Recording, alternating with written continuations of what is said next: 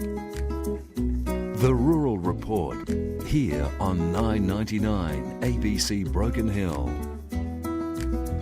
Have a horse, you can either put shoes on it or you can let it go barefoot. And we're going to hear a little bit about one local horseman has recently done a course looking at the barefoot option. So what it's all about, how it works, what he's learnt.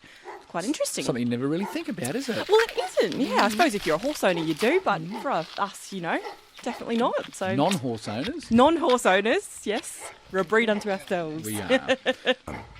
Well, if you're a horse owner, you can choose for your horse to wear shoes or go barefoot. Local horseman Richard Woolley has recently returned from an intensive 2-week course in Tasmania looking at the barefoot option. Now, I stopped by his place in Broken Hill where he showed me how he'd been taught to care for the hooves. Yep.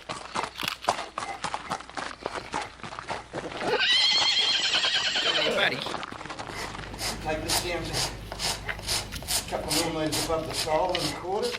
Just check to see the state of the hoof, and I know my guys up here compared to the horses down in Tasmania are completely different. They're like concrete up here and they're like cheese down there, so you've got to be very careful with a knife or a rasp down there. A bit too hard and you take too much off, and it takes too long to grow back, so you can injure them if you go too quick at it. But what I was doing out there was I just on one hoof out there, and then Jerry, he was just a little bit long in the heels, and his quarters had grown a fair way, but he had a nice toe callus and still had a nice roll on a dorsal wall of his hoof.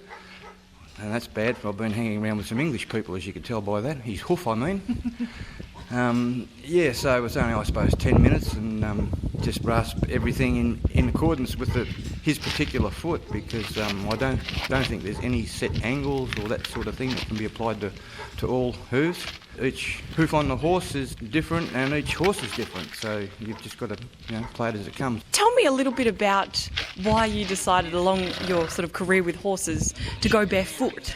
Going barefoot came about because when I originally got into horses in Broken Hill, they were 2 Clydesdales, and there were half a dozen farriers around town, I was told, so I thought I wouldn't have any trouble getting them shod. And with a phone call to one or another, when they found out that they were Clydesdales, a few of them either ended up with bad backs or couldn't afford to get injured, so that sort of told me something. I thought I might have a bit of a problem here.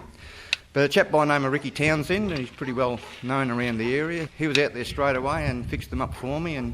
But Rick's a little bit older than me, probably a bit fitter. I better say that, he'll belt me with his rasp.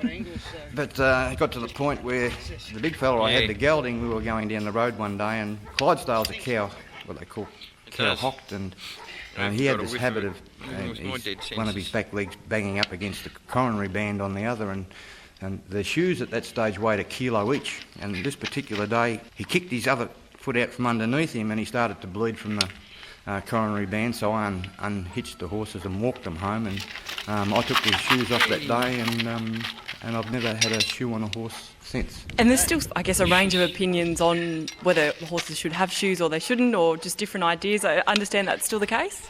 That's still the case, and I guess you've got to, as they say, there's horses for courses, but you've got to look at the reason, I guess, why people still run their horses with shoes and white people are going barefoot. And I think a lot of the times that white people run with shoes is if they're in a racing industry, for instance, a thoroughbred industry or the harness industry. I believe it's compulsory to wear shoes, so you've got no option. Although they're working on the thoroughbred industry at the moment to see if they can change that. At one stage they were just wearing tips. They were running barefoot and just putting about a 3-inch tip on the hoof for the horse to run. And the other thing is that I guess it's just tradition that people get a horse and think, I better get some shoes on it. And I guess that's when I got my first horse, that was the first thing I thought, I got a horse, now I'm going to get some shoes on it. But when you understand the mechanism of the hoof, appreciate how it works, in my particular case, and would never ever put a lump of steel on a horse's hoof again. A Mustang roll, and that takes the peripheral loading off the hoof.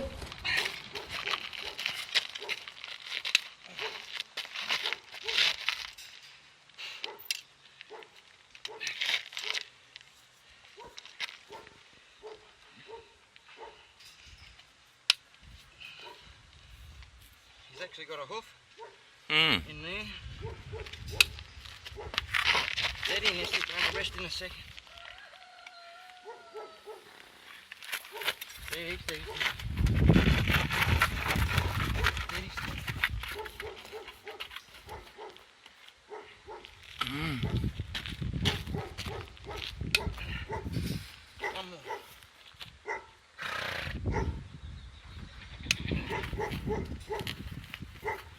Right, come on now, look at him.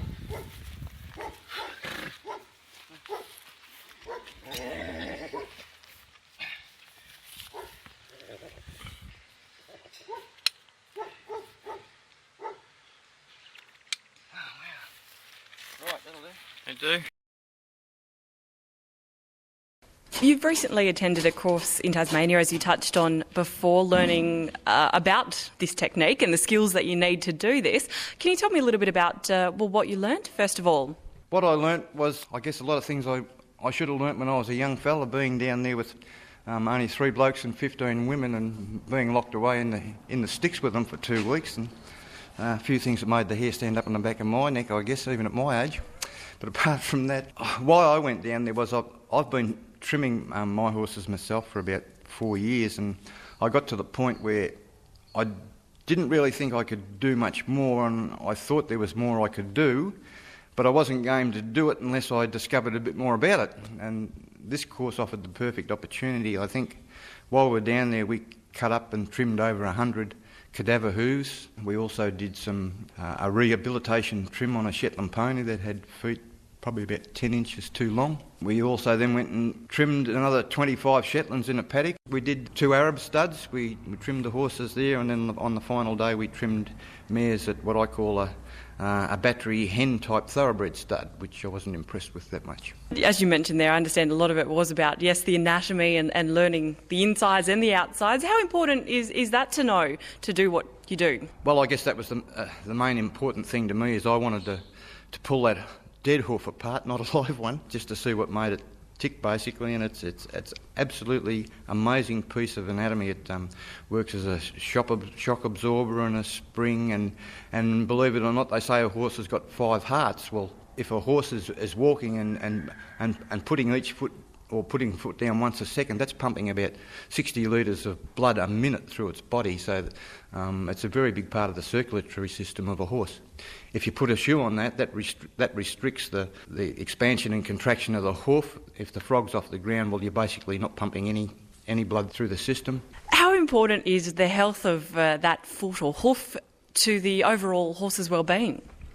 Well, like I said, the amount of blood that circulates through the body and helps with the circulation there is extremely important. But it wasn't all based on just the hoof. We had a horse chiropractor down there, and as he said, when he's called out to look at a horse that's got something wrong with it, he starts at the feet. And they say a horse without feet, you haven't got a horse.